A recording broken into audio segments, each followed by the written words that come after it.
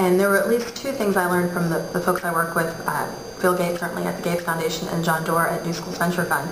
I think they would both answer the questions around what do we mean by social enterprise in a pretty consistent way, which is around the use of traditionally considered business management principles applied towards the good of society. And when I was a business school student, we didn't have any definition for social enterprise. It was just the non-finance, non-consulting stuff. And so the fact that there's so many more people talking about this and actually trying to define both social enterprise and social innovation is a huge step forward. Aside from that, one of the things that I learned when I was at New Schools Venture Fund, New Schools was modeled after a traditional venture capital fund. So for folks who are familiar with John Doerr, you know that he's the founder of Kleiner Perkins, which is a premier venture capital fund.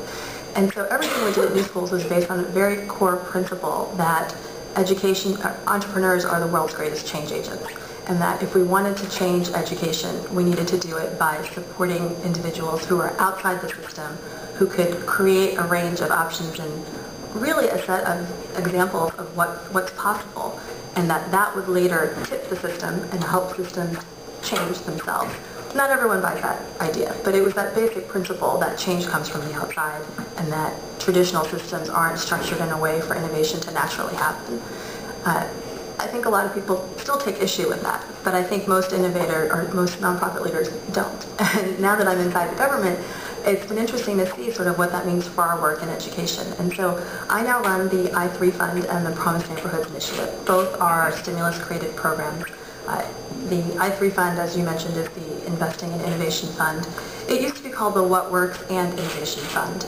And it's important for us to distinguish between those two things, and I can talk about that more later. And you mentioned Race to the Top, which is another program that our department is running right now. And whereas Race to the Top is focused on states and state education agencies, essentially changing the context in which schools thrive and hopefully students thrive, one of the things we learned in thinking through the programming of the department was that once this policy context changes, there's going to be a demand for new things. You know, we're hoping that through things like Race to the Top, all of a sudden states and standards and all these things that we think kids should be able to learn and do in school changes to a much higher level. Because we know today not enough kids are graduating high school ready for college, not enough kids are at grade level and reading at any point along the way. And just, we might not know a lot about what works, but we know what we're doing today is not working well enough for enough kids. And we know we need to do something about it. And efforts like Race to the Top will change that policy context. But what we're thinking and we're hoping that will do is create a demand both for what we know works and for new ideas for different ways of doing work. And that's where the Investing in Innovation Fund comes. So the fund itself is a $650 million fund. The dollars need to be obligated by September 30th, 2010. There are 3 tracks within the I3 funds.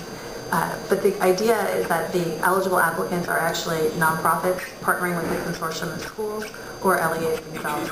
And we're really looking to the nonprofit sector to step up in a big way and come share with us what they see as working and what they hope to be bringing to much larger audiences so that we can help make sure that once we have the benefit, now that we have the benefit of this massive direct federal investment in education, the largest that we've ever had, we're able to take advantage of it and bring new ideas to schools to really help more kids thrive.